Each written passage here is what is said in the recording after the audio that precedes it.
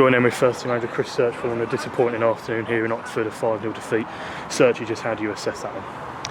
Yeah, I think disappointing is an understatement, mate, to be honest.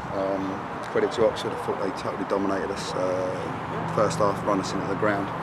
Their rotations and movement was top drawer, and unfortunately I've got players out there today that decided they didn't want to take runners, didn't want to lock in, didn't want to do the non-negotiables, and as a consequence, you know, they come up well short, mate.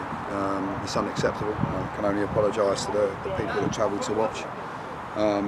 You know, it's not good enough. You know, the boys, you know, give credit where credit's due. As I just said to them, you know, they've had a fantastic start of the season under very, very tough circumstances. You know, many an injury and player missing, but you know, they take the accolades when things are going well. So they're on the swing on the other side when things don't go as well. They're going to get told. And today was absolutely one of those days.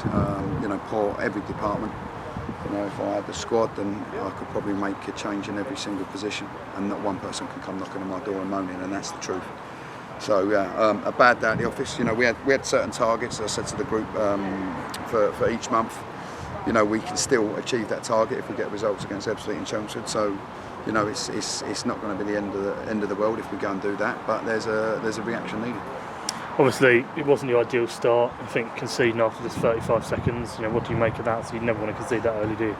No, mate, you don't ever want to concede full stop. But yeah, after 35 seconds is a disgrace. You know, you look back at the goal, the set to Lewis, the ball from Lewis isn't good enough. You know, he hasn't hit any distance at all. They've won an easy header. Then we've missed a challenge on the edge of the box.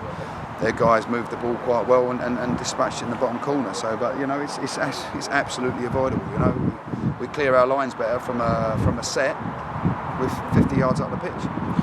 I suppose we looked to start to get into it really. You know, 20 minutes or so I felt like we were starting to maybe put patches of play together and start putting Oxford under pressure, and then the second goal came and a bit of a sucker punch, and from there it kind of fell down quite quickly, would you say?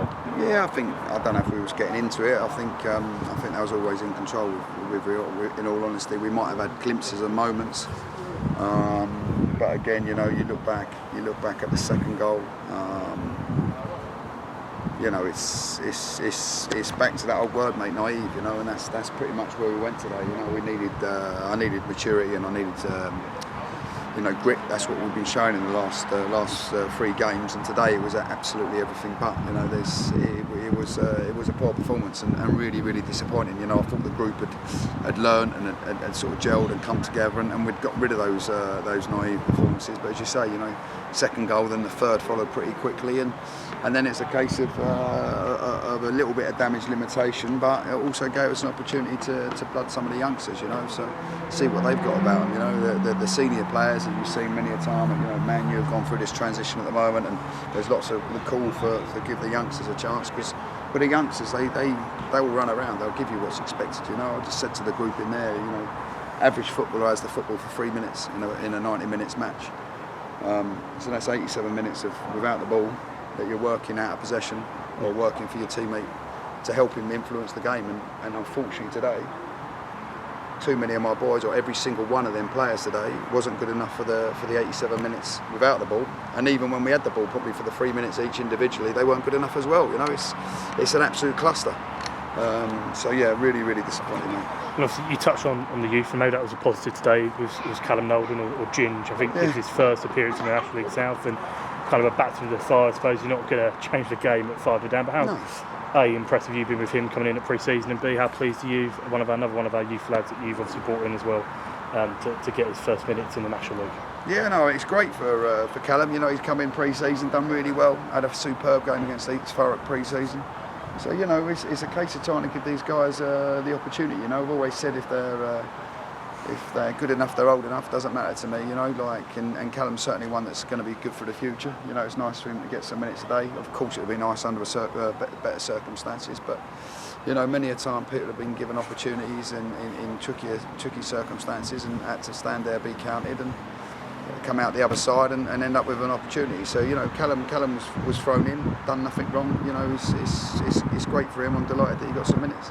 Sam Carter come on as well, and obviously Ben. So, you know, Ben was unfortunate today to miss out, to be honest. You know, Greeny returning from holiday.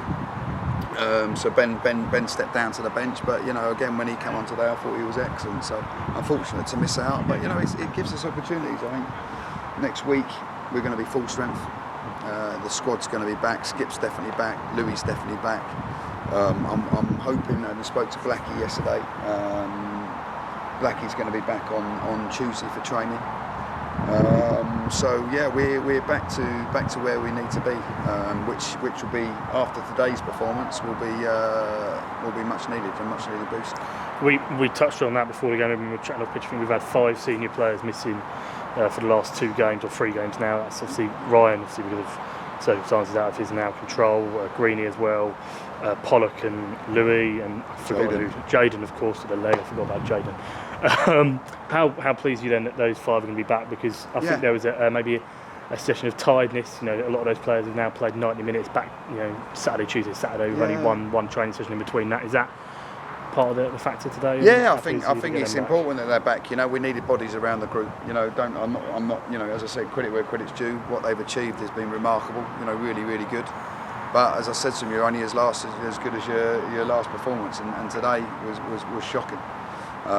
You know, and as much as I say it's good to have the senior players back, you know, some of the senior players today just didn't turn up. It's that simple, you know. So, as I said, you know, there's lots of decisions to make. You know, but the boys have been told the reaction's expected. So we'll turn up Saturday. We'll dust ourselves down, you know, as the group always do. We'll train Tuesday, we'll train Thursday, and we'll be absolutely ready for Ebbsfleet on Saturday, and then obviously the local derby with Chelmsford on the Monday. Obviously looking ahead to that next weekend. We'll finish up after this one, I promise, because I can sense you want a Guinness. No. Quit. Obviously Ebbsfleet, and then obviously the big Essex derby on Monday. Hopefully bounce back in those 2 ones, yeah?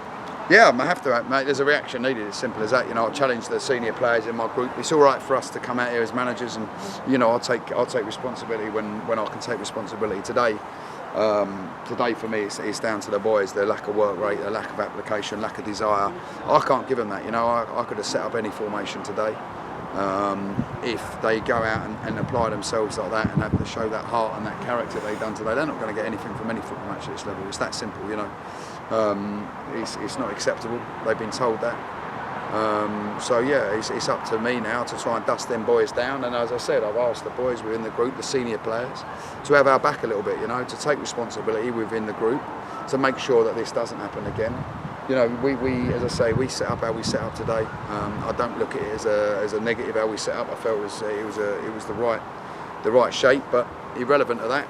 If you're not going to run around aggressively and track your runners, that I've watched the goals back and compete and win your headers and do the ugly stuff, you're going to come to somewhere like Oxford, who are really, really good under Ross. So you're going to come to Oxford and get bopped, and that's what happened. Perfect. So we'll leave it at that, and we'll catch up either in a week or after Ebbsfleet. Cheers, boss.